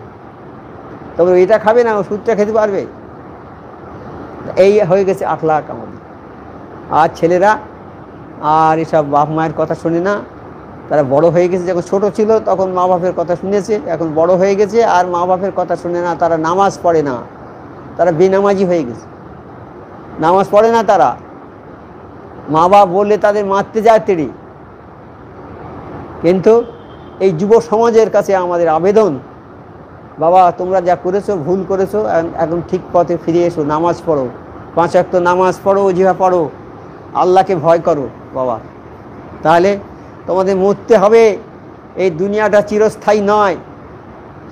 তোমার পূর্বপুরুষরা কি বেঁচে আছে সবাই? তুমি দেখছো না? তোমার দাদা বেঁচে আছে কি? তোমার আব্বা হয়তো বেঁচে আছে, তোমার দাদা বেঁচে আছে, অনেকের আব্বা নেই, অনেকের দাদা নেই, তারা সব কোথায় গেছে? এমন এক জায়গায় গিয়েছে সেখান থেকে আর ফিরে আসবে না। তোমারও তো যেতে হবে একদিন। তুমি যে কবে যাবে সে কোনো নির্ধারিত আছে? তুমি যে কবে যাবে, তুমি যে কবে পরপারে যাবে কোনো নির্ধারিত আছে? তুমি জানো কবে তুমি মরে যাবে? এটা তোমার জানা নেই। আমরা এখানে যারা আছি, এখানে আমরা যে সবাই এই আজ দিন সন্ধ্যে পর্যন্ত বেঁচে থাকবো এরকম গ্যারান্টি কারো আছে? তাই আমার মোর্শেদ সিরাজুল হক রহমতুল্লাহ সময়ে হুজুর কেবলা এই 4টের দিকে বলছে যে এই দেখো ওই একটা কাফনের কাপড় নিয়ে এসো তো। কেন? তা কে একজন ছিল পীর ভাই, বলে উনি ইন্তেকাল করেছেন। কথা হয়েছে, দুপুরে নামাজ পড়েছে, জোহরের নামাজ পড়ে 3 জায়গায়, যেমন যে যার জায়গায় গিয়ে আমরা শুয়েছে। আর আমার হুজুর কেবলা বলছে, সবাইকে ডেকে বলছে দেখো এই কাফনের কাপড় নিয়ে এসো। কেন? বলে অমুক লোক মারা গেছে। এটা কি অসম্ভব ব্যাপার না সম্ভব? এটা তো সম্ভব, অসম্ভব নয়। এই মৃত্যু হবেই মানুষের, আর মৃত্যু হবে, মৃত্যুর আগে একবার তওবা করে নাও, তওবা করে নাও। আল্লাহ বলেছে যদি তোমরা একবার তওবা করো, আমার কাছে অন্যায় যত করো তওবা করলে আমি আল্লাহ তোমাদের মাফ করে দেবো। একবার তওবা করে নাও। ওই ছেলেরা, এই যুব সমাজ, বর্তমানে যুব সমাজ, এই সমাজের কাছে বলছি যে তোমরা নামাজ পড়ো, যা ভুল করেছো তওবা করে নামাজ ধরে ফেলো, সব নামাজ ধরে ফেলো, আর নামাজ কামাই করো না, নামাজ ধরে ফেলো। আর তোমাদের যে সন্তান এখন হবে, সেই সন্তানগুলোকে ওইভাবে মানুষ করবে, ছোটোবেলা থেকে বড় স্কুলে দাও, অসুবিধে নেই। তাদের ওই ইসলামিক শিক্ষার উপরে তাদের ভিত দাঁড় করিয়ে বড় বড় স্কুলে তাদের ভর্তি করে দেবে, তারা পড়বে, তারা বড় ডাক্তার হবে, বড় ইঞ্জিনিয়ার হবে, তারা ডাক্তার হবে, নামাজি ডাক্তার হবে, নামাজি ইঞ্জিনিয়ার হবে, নামাজি ব্যারিস্টার হবে, নামাজি লোক হবে, সমাজসেবী হবে, নামাজি এমএলএ হবে, নামাজি মন্ত্রী হবে, সব কিছু নামাজ হবে, তার ভিত্তি হবে নামাজে। তা নামাজি এমএলএ হতে পারে না, নামাজি ডাক্তার হতে পারে না।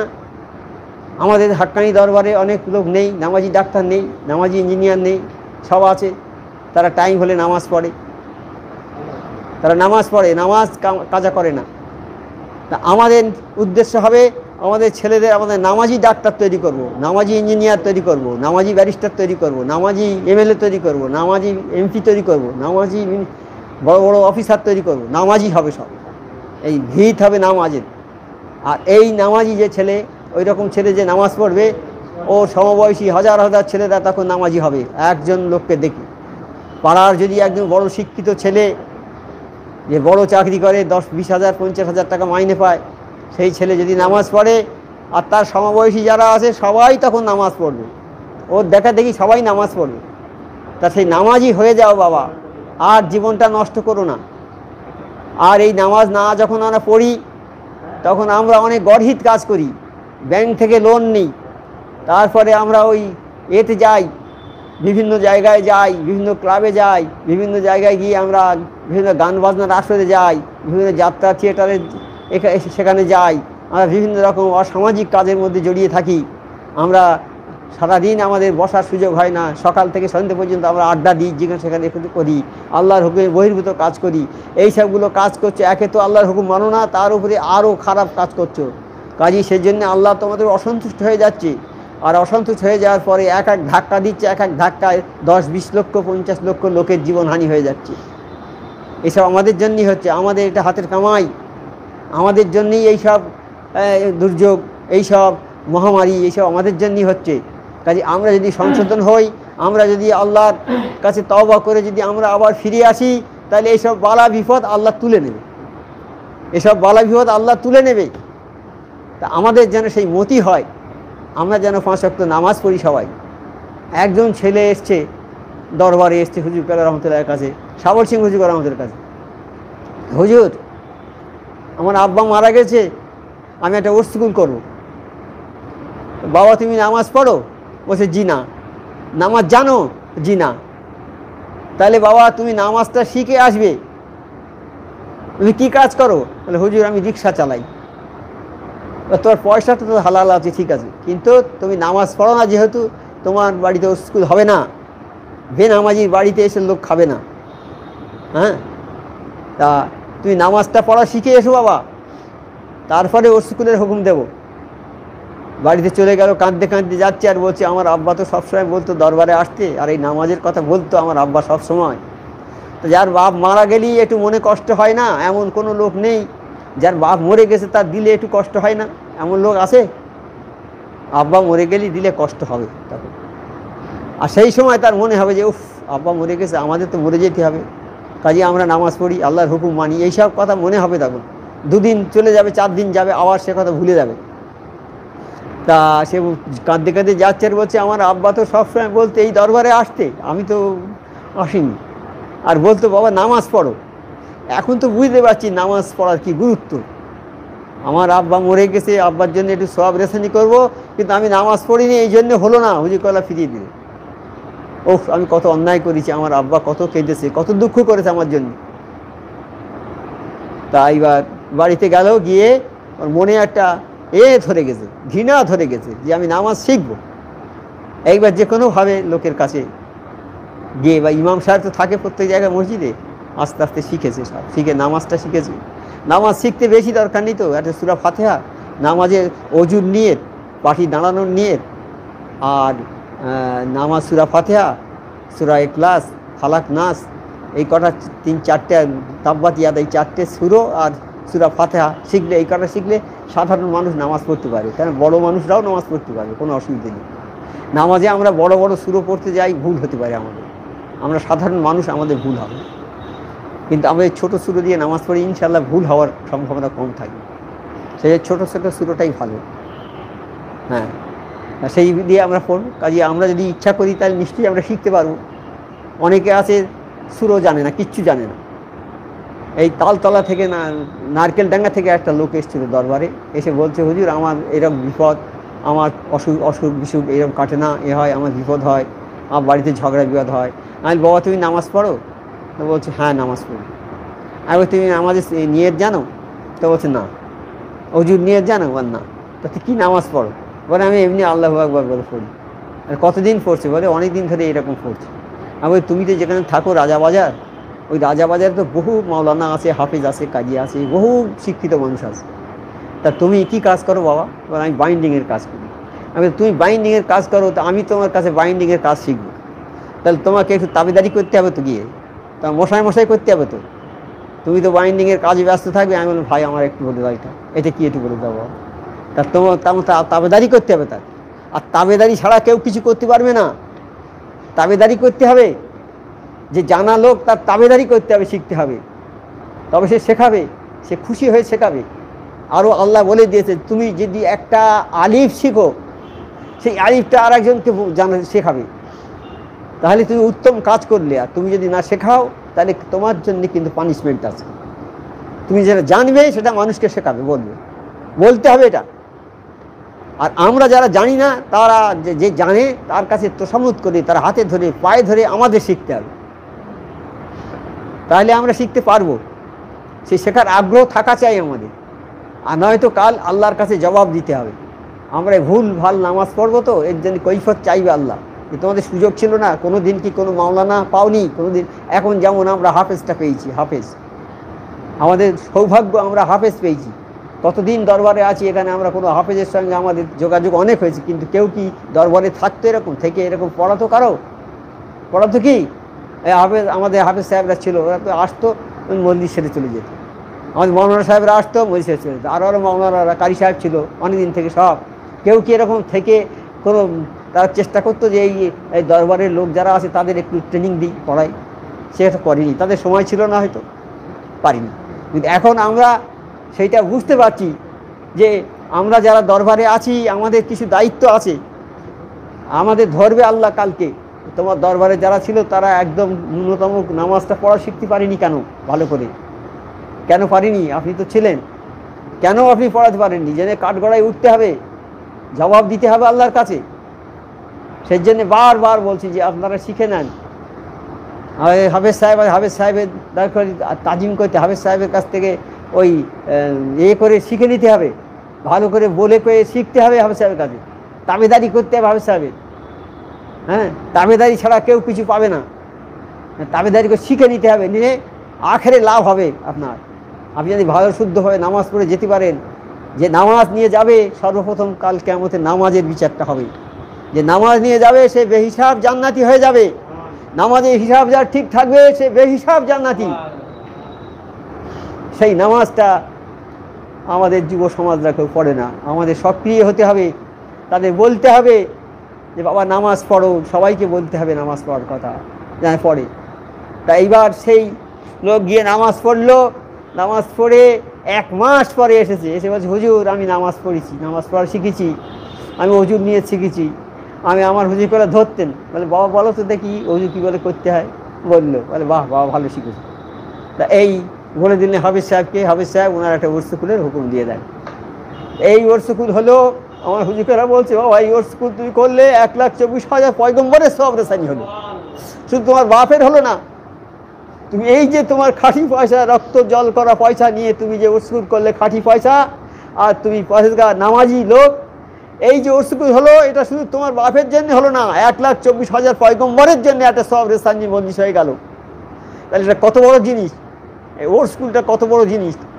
আমার হুজুর কেবলা পড়ে আসেন, উঠতে পারে না, জোহরের সময় খেয়েই চিৎকার করবে, এই বরিয়াত কোথায়, দৌড়ে গেল, এই ওর স্কুল পড়ো, ওর স্কুল পড়ো। এইবার বদিয়ার বাবু সব ডাকলো আমাদের, আমরা খেয়ে সবাই শুয়েছি, সব ডাকলো, গিয়ে ওর স্কুল পড়তে হবে। জোহরের পরে থেকে একবার সেই আসার মগরে পড়ে তবে হুজুর করে ঢুকবে হজরায়। আপনারা যারা ছিলেন জানেন তো, দেখেছেন তো, কি সাদেক বাবু ঢুকবে দেখেছেন তো সব। হুজুর কেবল আর কোনো কষ্ট হবে না, কোনো কষ্ট হবে না, আমরা তো কষ্টে উৎপাস করবে, হুজুর কেবল কিচ্ছু হবে না, বসে থাকবে। কেন? উনি যে কোনোভাবে জানতে পেরেছেন, স্বপ্নের মাধ্যমে হোক যে কোনোভাবে জানতে পেরেছেন যে একটা বিরাট বিপদ আসছে, বিরাট বিপদ আসছে। এই বিপদ মোকাবিলার অস্ত্র হলো ওরসিকুল, এই বিপদ মোকাবিলার অর্থ হলো ওরসিকুল। এই ওরসিকুলকে অনেকে ঠাট্টা করে, বিদ্রুপ করে, কিন্তু তারা জানে না এই যে ওর স্কুলটা কী জিনিস। একজনের বাড়ি ডাকাত পড়েছে, এক পীর ভাইয়ের বাড়ি ডাকাত পড়েছে। এখন আর পীর মা, সেই বাড়ির পীর বোন একজন, যে ওর স্কুলের কেতাবটা পড়ছে, ডাকাত পড়েছে, ওর স্কুলের কেতাবটা পড়ছে। ডাকাত, হ্যাঁ তুমি কী পড়ছো এটা? বলে বাবা এইটা পড়লে আমি খুব ভালো থাকি, আমার শরীর খারাপ তো, আমি এইটা পড়লে খুব ভালো থাকি। আর ডাকাতটা কিছু বলেনি। বাক্স টাক্স খুলে সব দেখে, সোনার গহনা আছে ভর্তি বাক্স, ইমিটেশান আছে একধারে, ইমিটেশান মানে ওই যা সোনার হার 50 টাকা দাম, 100 টাকা দাম, সে সোনার মতো। সেই ইমিটেশন এক ধারে আছে আর সোনার গহনার এক ধারে আছে। ওরা সোনার গহনাগুলো তুলছে ফেলেছে দূর করে, এ ভালো না, এই সোনা ভালো, এই সোনাটা ভালো, এই 1 নম্বর সোনা এইটা, চকচক করছে। All that glitters is not gold, একটা কথা বলে না, চকচক করলে সোনা হয় না। কিন্তু ওরা সেই ঢুকে দেখে যে চকচক করছে এইটি সোনা, ভালো সোনা। আর সে কিছু বোঝার উপায় নেই। ইমিটেশন সোনার চুড়ি আর ওই ইমিটেশন চুড়ি কিছু বুঝতে পারবে না, সোনার হার ইমিটেশন হার বোঝা যাবে না, কিছু বোঝার নেই। ওরা সেই আসল মালগুলো সব ফেলে দিয়ে আর ওই ইমিটেশনগুলো নিয়ে সব চলে গেল। এটা গেল কী জন্যে, কীভাবে গেল? ওর স্কুলের বদৌলতে। ওর স্কুল মানে আল্লাহ খুশি হবে, ওর স্কুল করলে আল্লাহ খুশি হবে, রসুল খুশি হবে, কামেল অলি আল্লাহরা খুশি হবে, 1,24,000 পয়গম্বর খুশি হবে এই ওর স্কুল করলে। এটা খালেস আল্লাহর জন্যে হবে ওর স্কুলটা, এর এত এত বরকত এইতে। আর এই ওর স্কুলের করার বদৌলতে আল্লাহ এগুলো রক্ষা করে দিলে, তার সম্পদ তাকে রক্ষা করে দিল। শুধু তাই নয়, আমার জীবনের একটা ঘটনা, তখন আমার বয়স 25 কি 26-28 এরকম হবে, সেই সময়কার ঘটনা কথা বলছি আমি। তখন আমাদের পার্শ্ববর্তী গ্রাম, আমাদের হাবের সাহেব আছে, পলতা গ্রাম, জানো তো? পলতায় তো গাড়ি উঠে এসছো। ওই পলতা গ্রামে কলেরা শুরু হয়েছে। কলেরা শুরু হয়েছে, তার লোক ফেলার জায়গা নেই। ওখানে নদী আছে, ছোট্ট নদী, ওই ছোট্ট নদী মজে গেছে, ছোট্ট খাল মতো আছে, ওই নদীর ভেতরে গিয়ে সব যে মোর্চার ফেলে দিয়ে আসছে, দিনে 10টা-15টা করে লাশ ফেলে দিয়ে আসছে। আর ডাক্তার বলতে তখন ওখানে আমার আব্বা ছিল, আর ঘুটিয়ারিতে বোদে ডাক্তার বলে একজন ডাক্তার ছিল। তাহলে ঘুটিয়ারিতে তো আসার সময় নেই, আমার আব্বার কাছে যেত। আর আব্বার 2জন হেল্পার ছিল, 2টো ছেলে ছিল, তারা 2জন আব্বার সঙ্গে যেত আর ওই ট্রিটমেন্ট করতো। একটা রুগী দেখতে গেছে, সঙ্গে সঙ্গে আরও 10টা রুগী। তা একটা ডাক্তার 10টা রুগী স্যালাইন দিয়ে দেবে কী করে, আর কোথায় পাবে এত স্যালাইন? কাজী বিনা চিকিৎসায় অনেকে মরে গেছে। আর গান ধারে সব লাশ কাঁড়ি করছে, পলতা গ্রাম ফাঁকা হয়ে গেছে, পলতা গ্রাম ফাঁকা হয়ে গেছে। আর ওই তো আব্বা যেত রুগী দেখতে, ছেলেরা যেত। কিভাবে? আমাদের বাড়িতে একটা রুগীর কলেরা হয়েছে। কলেরা হয়েছে মানে আমার বড় চাচার বড় ছেলের মেয়ে, তার অন্তত 16-18 বছর বয়স মেয়েটার, হ্যাঁ, তার কলেরা হয়েছে। প্রথমেই আমাদের বাড়িতে ওইটাই হয়েছে। আর আমাদের বাড়ি তো একটা ঘনবসতি, এবার 100 লোকের বাড়ি, সব ঘনবসতি। এই যে এই হাবেজ সাহেবদের বসতি ওই রকম, আমাদের ওখানে সব চাক বাড়ি, এক এক জায়গায়। মোল্লাপাড়া তো মোল্লাপাড়ায় 100-150 লোকের বাড়ি, হালদার পাড়া তো হালদার পাড়া একটা আলাদা, শেখ পাড়া একটা শেখ পাড়া, এতে সর্দার পাড়া, এরকম পাড়া সব এক এক জায়গায় 20 ঘর, 50 ঘর, 100 ঘর করে সব বাস। তা সে আমাদের তখন বসতি অনেক ঘন ছিল, 100 ঘর মতো হবে। তারই মধ্যে ওই আমার ভাইজির কলেরা হয়েছে। তা বাড়িতে ডাক্তার, আমার আব্বা চিকিৎসা করছে, আমাদের চোখের সামনে দেখছি ইঞ্জেকশন দিচ্ছে, সাবকিউটেনাস বলে, ইঞ্জেকশন দিচ্ছে। সেই ইঞ্জেকশন টানে না, এরকম ফুলে উঠছে। ইঞ্জেকশন দিলে শরীরের ভেতর যাবে, তবে তো জানটা মরবে, সে শরীরের মধ্যে যায় না। ইঞ্জেকশন দিচ্ছে চামড়ায়, এরকম ফুলে উঠছে, সাবকিউটেনাস দিচ্ছে, ফুলে উঠছে এরকম ইঞ্জেকশন। মরে গেল সঙ্গে সঙ্গে, মরে গেল। তো ভয় অস্থির, আমরা ভয়ে অস্থির। বাড়ি শুদ্ধ লোক খাওয়া দাওয়া ত্যাগ, কি কান্না, সব কান্নার রোল উঠেছে, ওই করে কান্নার রোল উঠেছে, যে সব আর বিস্তার নেই। পাশের গ্রাম শূন্য হয়ে গেছে, এবার আমাদের বাড়িটা শূন্য হয়ে যাবে। তখন তো এত দরবারে আসা যাওয়া ছিল না, কিন্তু কি মতলব হয়েছে আমার, আমি বলি ওর স্কুল পড়ো, সবাই ওর স্কুল পড়ো বলে ওর স্কুল পড়া শুরু করা হলো। সেই যে ওর স্কুল পড়া হলো, জীবনে আর এ পর্যন্ত সেই রকম ওর স্কুল আর আমরা পড়তে পারিনি। যতজন লোক ওর স্কুল পড়ছে সবার চোখে পানি, কাঁদছে আর ওর স্কুল হচ্ছে, কান্না আর ওর স্কুল হচ্ছে আর কাঁদছে, সব এইভাবে ওর স্কুল হচ্ছে। আর বন্ধ হলো না ওর স্কুল, সবসময় ওর স্কুল চলছে। ওর স্কুল চললো, আল্লাহর মর্জি। আর একটা কলেরা আক্রমণ করলো না বাড়িতে, একটা হলো না বাড়িতে আর।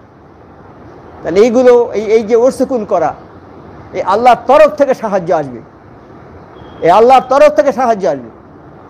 তা এই যে আজকে মহামারী, সারা বিশ্বে মহামারী, এখন আমাদের উচিত আমরা বলি ঘরে ঘরে ওর স্কুল করো, ঘরে ঘরে ওর স্কুল, সব সময় ওর স্কুল করো। আর এই ওর স্কুলটা করতে হবে আন্তরিকতার সঙ্গে। মৃত্যুর কথা যখন বলবে, চোখে যদি 1 ফোঁটা পানি আসে তবেই তো সেইটা কাজ হবে। আর যখন মৃত্যুর কথা বলবে তখন যদি হাসি হি করে আর যদি না এটা এ করি তাহলে তো আল্লাহ বিপরীত অ্যাকশান দেবে, অ্যাকশানটা বিপরীত হবে। অন্তর দিয়ে দরদ দিয়ে পড়তে হবে। হ্যাঁ, আল্লাহর কাছে 2 ফোঁটা পানি হচ্ছে সর্বশ্রেষ্ঠ। 2 ফোঁটা পানি, একটা হচ্ছে চোখের পানি 1 ফোঁটা, আর একটা হচ্ছে শহীদের রক্ত 1 ফোঁটা। এই দুটো আল্লাহর কাছে সর্বশ্রেষ্ঠ জিনিস। যখন কোনো মানুষ অনুতপ্ত হয়ে গভীর রাতে আল্লাহর ভয়ে নিজের গুনাহ মাফ করানোর জন্যে আল্লাহর কাছে যখন কাঁদে, আর চোখ থেকে 1 ফোঁটা পানি নাক বেয়ে যখন পড়ে, মাটিতে পড়ার আগেই আল্লাহ তার জীবনের সমস্ত গুনাহ মাফ করে দেয়। ওই পানিটা যদি মাছির মাথার সমান হয়, ছোট্ট মাছির মাথা যেমন, ওই রকম 1 ফোঁটা পানি যদি হয়, সেই পানিটাই আল্লাহ বেশি পছন্দ করে। আর ওই বান্দার জীবনের গুনাহ খাতা আল্লাহ মাফ করে দেয়। আর জেহাদের 1 ফোঁটা রক্ত, জেহাদে যার গিয়ে 1 ফোঁটা রক্ত বেরিয়েছে, ওই রক্তটা আল্লাহর কাছে প্রিয়। হ্যাঁ, ওই ওরা জেহাদে যারা মানে শহীদ হয়ে গেল, জেহাদে যারা মূল্য শহীদ হয়ে গেল, তাদের কোনো বিচার হবে না, আল্লাহ বিচার করবে না। বেহিসাব জান্নাতি তারা। হ্যাঁ, তারা বেহিসাব জান্নাতি। আর ওই যারা জান্নাতি শহীদ হয়ে জান্নাতি যারা শহীদ যারা হবে, হ্যাঁ, তারা 10 জন লোককে তারা যারা জাহান্নামী হয়ে গেছে তাদের সুপারিশ করে জান্নাতে নিয়ে যেতে পারে। তারা সুপারিশ করে জান্নাতে নিয়ে যেতে পারে, আল্লাহ সে ক্ষমতা তাদের দিয়েছে। যারা শহীদ হয়ে গেছে, শহীদের আল্লাহ ক্ষমতা দিয়েছে, তারা তাদের বংশের 70 জন লোক কেমন হচ্ছে না, 70 জন লোককে নিয়ে যাবে জান্নাতে। যারা পাপী লোক, একদম পাপে ডুবে গেছে, যাদের জন্য নাম লেখা হয়ে গেছে দোজখের দপ্তরে নাম লেখা হয়ে গেছে, সেই 70 জনকে তারা সুপারিশ করে জান্নাতে নিয়ে যেতে পারবে। তাহলে শহীদ কত বড় জিনিস। আর এই বর্তমান জামানা, এই জামানায় কেউ যদি নবীর একটা সুন্নত পালন করে, নবীর একটা সুন্নত পালন করে, যেমন এই গোল টুপি মাথায় দেওয়া নবীর সুন্নত, দাঁতন করা নামাজের নবীর সুন্নত, এইরকম সুন্নত আছে, অনেক নবীর সুন্নত আছে। নামাজের সুন্নতে নামাজ, সুন্নত নামাজ, এইসব জিনিস নবীর সুন্নত আছে। এই নবীর সুন্নত যদি এই জামানায়, এই ডামাডোলের বাজারে, যেখানে কেউ নামাজ পড়ে না, ঠিক মতো ইসলামকে মেনে চলে না, হ্যাঁ, বিভিন্ন নামাজ পড়তে গেলে অনেকে নামাজ পড়তে দেয় না, বাধা দেয়, এই নামাজ পড়ছো কেন, আজান দিও না জোরে, আমাদের অসুবিধা হয়। এই রকম পরিস্থিতিতে যারা আছে, এই পরিস্থিতির মধ্যে যারা আমার নবীর একটা সুন্নতকে জিন্দা করবে, তারা 100টা শহীদের সমান সওয়াব পাবে। তাই যদি তারা 100টা শহীদের সমান সওয়াব পায়, তাই কত লোককে তারা জান্নাতে নিয়ে যাবে। সেই জন্যে আমাদের উচিত কি হবে, আল্লাহ রসুল মুর্শিদের হুকুম মোতাবেক আমাদের সব কাজ করতে হবে। আর আমাদের ছেলে মেয়ে বি বাচ্চা সবাইকে নামাজ পড়াতে হবে।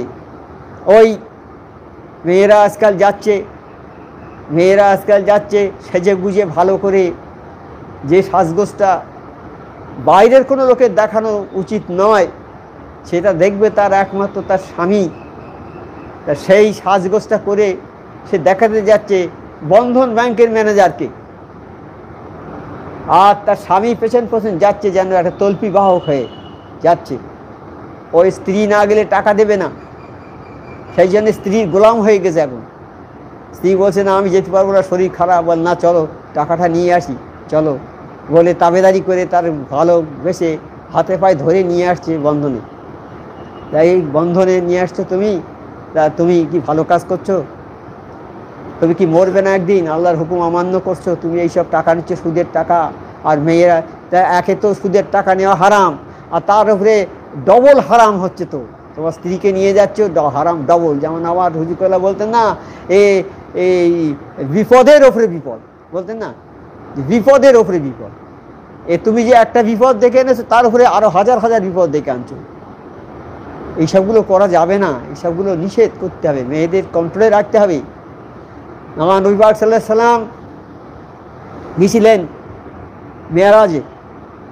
মেয়ারাজে গিয়েছিলেন, তখন ওই জিবরাইল আলাইহিস সালাম ওনাকে কিছু জায়গা দেখাতে নিয়ে গিয়েছিলেন, বেশ দোজক হ্যাঁ, বিভিন্ন জায়গা দেখাতে নিয়ে গিয়েছিলেন। তা উনি দোজকটা গিয়ে দেখে সেখানে বেশিরভাগ মেয়ে, বেশিরভাগ মেয়েরা সব দোজকে, মেয়েরা বেশিরভাগ দোজকে। সেখানে গিয়ে দেখে মেয়েরাই সব দোজকে বেশি। কেন? মেয়েদের দোজকে যাওয়ার, মেয়েরা তো বেহেশতি বেশি হবে, মেয়েরা তো বেহেশতি বেশি হওয়া উচিত। কেন? 5 ওয়াক্ত নামাজ পড়বে, রমজান মাসে রোজা রাখবে, পর্দার সঙ্গে থাকবে, আর স্বামী শ্বশুর শাশুড়ির সেবা করবে। এই 4টে কাজ যদি কোনো মেয়েরা করে তাহলে সে বেহিসাব জান্নাতি হবে। তা এই 4টে কাজ কি মেয়েদের দ্বারা করা সম্ভব নয়? নিশ্চয়ই পারবে। তো তারা বাড়িতে বসে থাকবে, তাদের উপরে তো মাথা আছে, সেই তো তোমার খাওয়াবে, তোমাকে তো উপার্জন করে সেই খাওয়াবে, তোমাকে তো উপার্জন করে খাওয়াতে হবে না। তুমি বাড়িতে থেকে এইগুলো করো আর স্বামীর কথা মতো চলো, স্বামীর কথা শুনবে। তুমি মরে যাবে, যে মেয়েটা মারা গেল স্বামী যদি তার উপরে দুঃখিত থাকে সে জান্নাত পাবে না, আর স্বামী যদি তার উপরে খুশি থাকে তাহলে সে জান্নাতি হবে। তাহলে স্বামীকে খুশি রাখতে হবে, শ্বশুর শাশুড়িকে সেবা করতে হবে। শ্বশুর শাশুড়িকে সেবা করলে তার ছেলে, তোর স্বামী খুশি হবে তোমার উপরে। কিন্তু আজকালকার মেয়েরা আর শ্বশুর শাশুড়ি দেখতে পারে না, শ্বশুর শাশুড়ি দেখতে পারে না। তারা যারা অকর্মণ্য হয়ে গেছে, বয়স হয়ে গেছে, এক সময় তুমি ওই রকম অকর্মণ্য ছিলে, বলো, তখন তুমি কিছু করতে পারতে? তুমি কিছু করতে পারতে না, তখন শিশু ছিলে তুমি। তোমার মা কত সেবা যত্ন করে তোমাকে মানুষ করেছে, বড় করেছে। এখন বড় হয়ে, আর তোমাদের এই বড় করার জন্যে তোমার মা বাপ কত পরিশ্রম করেছে। মায়েরা অনেকের বাড়ি ঝিগিরির কাজ করেছে, সন্তানদের বাঁচানোর জন্যে, ভালো খাওয়া পড়ানোর জন্যে ঝির কাজ করেছে, করে পয়সা উপার্জন করে তোমাকে খাইয়েছে। মা বাপ কোনোদিন একটা জুতো একজোড়া পায়ে দিতে পারেনি, এরকম লোক দেখেছেন তো? হয়তো এখানে কলকাতায় নেই, কিন্তু গ্রামে আছে। জুতো পায়ে দেয়নি, জীবনে দিতে পারিনি, কিন্তু ছেলের জন্য একটা জুতো কিনে এনেছে যে আমার ছেলেটা পায়ে দিই, স্কুলে যায়। হ্যাঁ, আমাদের ওখানে আমাদের সময়ে 9, 10-এ পড়তো ছেলেরা, 10-এ উঠেছে, জুতো পায়েতে আসতো না স্কুলে, একটা হাফ প্যান্ট পরে আসতো, একটা ফতুয়া গায়ে দিয়ে আসতো। গরিব মানুষের ছেলে, খাওয়া হয় না, বই কিনতে পারে না, কিন্তু ছেলে মেরিটোরিয়াস ছেলে, ছেলে খুব ভালো ছেলে, স্ট্যান্ড করে। 200-250 ছেলের মধ্যে 3rd হতো, 4th হতো, এরকম ছেলে। আর ফার্স্ট বয় তো আছে, তাদের অবস্থা একটু ভালো ছিল। ফার্স্ট বয় যে, তাদের অবস্থাটা ভালো, ভালো মানে সে হচ্ছে গুরু। সে ক্লাস 10-এ পড়তো, তা 10-এর ছেলেদের পড়াতো সে। স্কুলে মাস্টারমশাই যে অঙ্ক পারবে না সেই করে দেবে, তার নাম দিয়েছিল গুরু বলে। আমাদের সঙ্গে পড়তো সেই ছেলে, আমাদের পড়াতো, আমাদের ইনস্ট্রাকশন দিত, সে একটা গুরু। সেই ইংরেজি, সংস্কৃতে লেটার, ইংরেজি লেটার, এইসব বিরাট প্রতিভাশালী ছেলে। তার বাড়ি বাংলাদেশে, এখানে চলে এসেছিলো, এখানে এসে সে পড়াশোনা করতো। তা যার তার বাড়িতে এসে থাকতো, যে সে তার বাড়িতে রেখে দিত, দেখে খরচ দিত, পড়ার খরচ দিত, সব দিত। তা সে সেকেন্ড বয় যে ছিল তার বাপের অবস্থা ভালো, সে তার কিছু দিত না। থার্ড বয় যে ছিল সে গরিব মানুষ, একদম খেটে খাওয়া মানুষ। ওই একটা হাফ প্যান্ট পরে আসতো, আর একটা হাওয়াই ছোট্ট একটা জামা, বাজারে জামা আগে পাওয়া যেত 3 টাকা, 2 টাকা, 1 টাকা, 1.5 টাকা করে, ওই জামা গায়ে দিয়ে স্কুলে আসতো, জুতো ছিল না পায়, এইভাবে আসতো তারা। আর 4th যেহেতু, সে ছেলেটাও ওই রকম করে আসতো। হ্যাঁ, বই কিনতে পারে না, ছেলেদের কাছে বই জোর করে নেবে। আমার বই জোর করে নিয়েছে একদিন, নিয়ে বলছে, দেখি একটু পড়ে দেখি, বই নিয়ে বলছে, আমি বইটা দাও। বল, না আমি বইটা দেবো না। কেন দেবে না? বলে, আমি বই কিনতে পারিনি। আমি আব্বার বললাম, আব্বা এরকম একটা ছেলে আমার বইটা নিয়ে এনেছে, যে গরিব মানুষের ছেলে, কিনতে পারে না বই, তা বলছে আমি দেবো না। আমি বললাম, আব্বা বলে, আচ্ছা বাবা দিয়ে দাও। এইভাবে তারা লেখাপড়া শিখেছে, তারা এইভাবে লেখাপড়া শিখে এখন বিরাট ধনী হয়ে গেছে, ধনী হয়ে গেছে। হ্যাঁ, কিন্তু তারা আর এই গরিবের আর কথা মনে করে না, গরিবের কথা মনে করে না। আমার বোনের স্ট্রোক হয়েছে, অজ্ঞান হয়ে গেছে, হাসপাতাল নিয়ে গেছে, ক্যানিং হাসপাতালে। সেখানে গেছে, আমি দেখতে গিয়েছি। সেখানে ওই যে ছেলেটার কথা বলছি, ওই ছেলেটার গ্রামের মেয়েরা অনেক এসছে। তো এক জায়গায় আমরা বসে আছি, কথা হচ্ছে, বলে, তোমার বাড়ি কোথায় মা? বলে, আমার বাড়ি চাঁদখালি। বলে, ওকে চেনো? না, আমার বলবো না। বলে, ওকে চেনো? বলে, হ্যাঁ চিনি। আমি খুব বড় ধনী হয়ে গেছে না? বলে, বাবা বিরাট পয়সা হয়ে গেছে। তোমাদের দেয়টাই? বলে বাবা কারোর দেয় না 1 পয়সা। সেই ছোটবেলার কথাটা ভুলে গেছে। ছোটবেলায় যে পরের কাছ থেকে টাকা পয়সা ধার করে নিয়ে, পরের কাছ জোর করে জামা কেড়ে নিয়ে এইসব মানুষ হয়েছে, সে কথাটা একদম ভুলে গেছে, আর নেই। এখন পয়সা হয়েছে তো এখন সেসব কথা মনে করে না। তার আশপাশে যারা গরিব দুঃখী আছে তাদের কারো দেখেন। এটাও তো ইসলামে নিষেধ।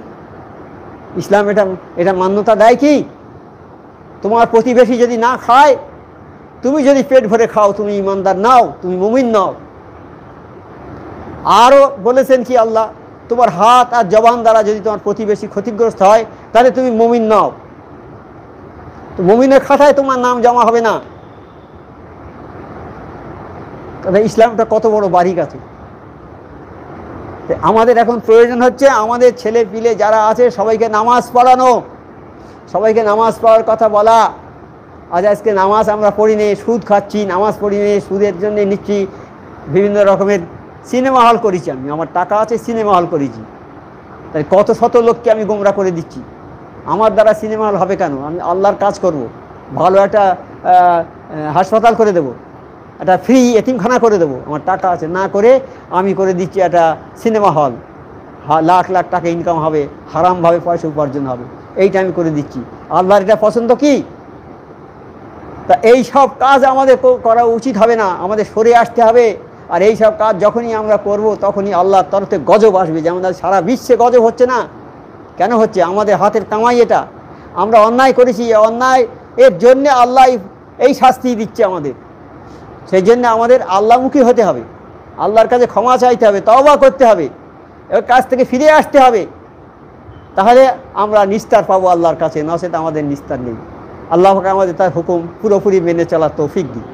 হক্কানি দরুদ শরীফ পড়ুন। আল্লাহু বারিক রহমাতুল্লিল আলামিন সব জন্মুল নামি সাইয়্যিদিনা মাওলানা নবিনা মুহাম্মাদিন ওয়া আলিহি ওয়া সাল্লাম।